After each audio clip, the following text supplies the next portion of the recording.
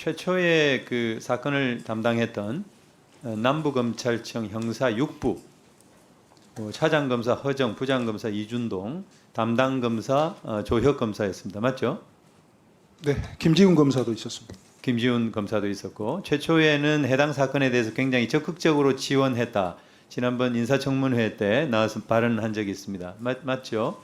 맞습니다. 그래서 2023년 9월 13일, 14일, 9월 26일 압수수색 영장 요청에 발부가 다 18일, 27일 각각 발부가 됐고 또 내용도 비행편의 승객 정보, 인천공항본부세관 2국 1관 근무자의 인적사항, 연락처, 사진자료 등이 다 포함되어 있었죠. 네, 그렇습니다. 그리고 심지어는 송치된 미결수 말레이시아인 2명에 대해서는 3일간 출정을 시켜서까지 현장 검증도 했죠. 그렇습니다. 검찰에서 출정시켜주는 것은 굉장히 이례적입니다. 네, 그렇죠. 그런데 10월 10일 날 그 문제의 그 브리핑이 있었던 날입니다. 브리핑 직후에 남부검찰청 형사 6부의 조혁 검사로 추정이 되는데 대검에서 엄청 깨졌다라고 전화를 했다고 했는데 맞습니까? 조혁 검사와 김지훈 검사 번갈아서 전화를 했다고 합니다. 제가 그분들하고 직접 통화하신 건 아니고? 네, 그분들하고 통화한 적은 없습니다. 그러면- 직원들이 직원들이 이렇게 전해줬다 그런 얘기입니까? 네, 굉장히 당황하고 엄청 깨졌다. 엄청 깨졌다. 이런 식으로 얘기를 하셨다. 예, 그 얘기, 그 사실에 대한 얘기 말고는 왜 깨졌다 뭐 그런 얘기는 없었습니까? 세관 수사에 협조했다는 이유로 깨졌다고 저는 그렇게 이해를 했습니다.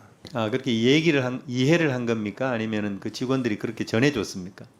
직원들하고는 그런 얘기, 검사들하고 그런 얘기는 안 하죠. 아니, 업적인 얘기는. 우리 전해준 그 직원. 그런 게 아니고요. 우리 백혜령 경정께서 검찰 직원들하고 통화를 했다 그런 아니요, 얘기군요. 그 검사, 그 김지훈 검사하고 조혁 검사가 우리 수사팀 직원들하고 통화를 했고요. 그러니까. 예. 그 당시에 그런 상황을 저한테 전달해 준 겁니다. 그러니까 우리 경찰 직원들이 전달을 해줄 때, 네네. 해줄 때 왜 깨졌다 하더냐 이렇게 물어봤을 거 아니겠어요? 세관 연루 사실에 대해서 구체적으로 물어봤던 정황으로 봐서 봐서 그렇게 짐작을 그렇게 해석을 하는 판단했다 거죠. 그런 얘기군요. 알겠습니다. 그래서 그 전화가 있은 이후에 그 이전까지는 잘 나오던 영장이 검찰 단계에서 이제 막히는 일들이 벌어졌다. 대표적으로 10월 18일 날 세관 피의자 및 직계가족 계좌 압수수색 영장, 휴대폰 압수를 포함해 현장 검증 영장, 공항 CCTV 관련 영장 이런 것들이 다 전체적으로 반려가 됐고 맞습니까? 네, 맞습니다. 네, 10월 26일 날 다시 재신청을 했는데 또 반려가 됐죠.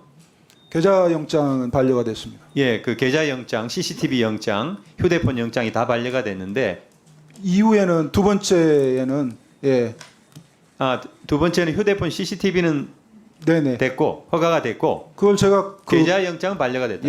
검찰에 공문을 보내서 알겠습니다. 사무 이전된 걸 제가 소명하라고 요청한 이후에 사회부 기자들이 검찰에 질의해줘서 영장이 청구된 걸로 제가 알고 있습니다. 알겠습니다. 그리고 계좌 영장 같은 경우에는 이제 두 번째 반려가 되니까 세 번째 반려가 되면은 신청 자체가 아예 안 되니까 하지를 않은 거죠. 네, 세 번째 기각되면은 수사 진행이 어렵습니다. 네, 그런 상황에 대해서 전체적으로 10월 10일 날 그 문제 10월 10일 날 형사 6부가 조직 개편이 되면서 형사 3부로 개편이 됐다고 했는데 이건 언제 아시게 된 겁니까? 잘 나오던 영장이 나오질 않아서 처음에 그 방금 말씀하신 현장 검증 휴대폰 포함해서 영장, 계좌 영장 이게 기각되고 나서 제가 내용을 살펴봤더니 검사가 바뀌어 있는 겁니다. 그래서 직원들을 불러서 왜 갑자기 특수부에서 하던 마약 수사가 형사부로 넘어갔느냐. 2차장 산하에서 1차장으로 넘어가면 중요도가 떨어지는데 왜 이렇게 넘어갔느냐 물어보니까 직원들이 그때 조혁 검사, 김지훈 검사가 대검에서 엄청 깨졌다. 그런 식의 전화를 받았다. 굉장히 당황한 것 같았다. 네, 알겠습니다. 이런 얘기를 듣고 제가 검찰에 공문을 보낸 겁니다. 네. 그래서 지금 검찰에서도 이 청문회를 지켜보고 계실 텐데 오늘 최세윤 검사를 증인으로 신청을 했는데 나오지를 않았어요. 사실 납득할 수 없는 그런 이유를 대면서 출석을 하지 않았는데 오늘 이 질의 과정을 보고 이 뭐 문서로라도 답변을 좀 해주셨으면 좋겠다는 그런 말씀을 드립니다. 그리고 지난 23년 2월 5일 날 같은 말레이시아 마약 조직의 유통책이 필로폰 4kg을 몸에 부착한 채 들어오다가 세관에 적발이 됐습니다. 인천지방검찰청에 연락해서 긴급히 체포가 됐는데 이때 담당 검사가 최세윤 검사였습니다. 네, 맞습니다. 그런데 이 검사가 공범이 더 있다라고 하는 것을 확인을 했고 구속영장 청구서 등을 통해서 공범 색출 필요성을 역설을 했습니다. 이제 그런 과정에서 인천공항세관 마약조사 1과는 각종 정보를 분석을 해서 2월 20일 날 마약 운반책 12명을 특정한 보고서를 인천지검에 제출을 하게 됩니다. 제목은 말레이시아발 마약 운반 우범 여행자 정보 분석 보고인데 이 분석 보고서를 통해서 2월 27일 날 김해공항으로 들어오던 유통책 3명을 현장에서 검거를 했습니다. 그런데 문제 1월 27일 날 일당 6명이 입국하는 상황까지 이미 그 CCTV나 이런 걸 다 분석을 해서 보고서를 썼을 거예요. 그렇게 그런 상황에서 유통책 3명을 2월 27일 날 또 검거를 했는데 이 담당 검사 최세윤 검사가 4월 12일 날 우리 그 백경정 수사팀이 압수수색 영장 추가 신청을 했는데 반려를 합니다. 이것에 대해서 결국 이해할 수 없다, 납득할 수 없다라고 생각을 하고 기피 신청을 내게 된 거죠. 네, 기피 신청할 때 서울청에 수사지부에 보고하고 그리고 나서 한 겁니다. 이유가 뭐라고 생각하세요? 우리 백경정 생각에는 그 마약 수사를 열심히 하고 공적을 올린 검사인데 그 뻔히 잘 알고 있는 내용에도 불구하고 왜 이때 당일날 4월 10일 날에는 영상이 반려됐다고 생각하세요? 1분만 주시겠습니까? 네, 정리해 주시기 바랍니다. 답변 간단히 해 주시기 바랍니다.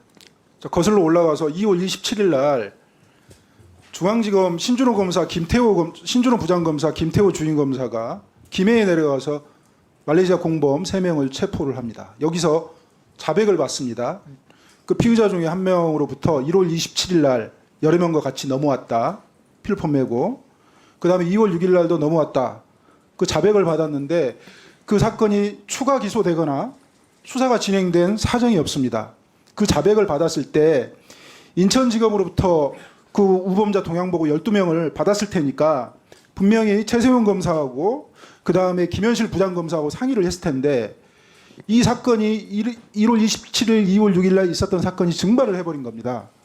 그러니 지금 최세훈 검사의 행동이 24년 2월 달에 남부지검으로 배치받은 것부터 수상하고요. 이 사안을 판사의 용어를 써가면서 필요성 없어서 기각? 저희는 그렇습니다. 지금 공범 12명을 관세청에서 밝혀냈잖아요.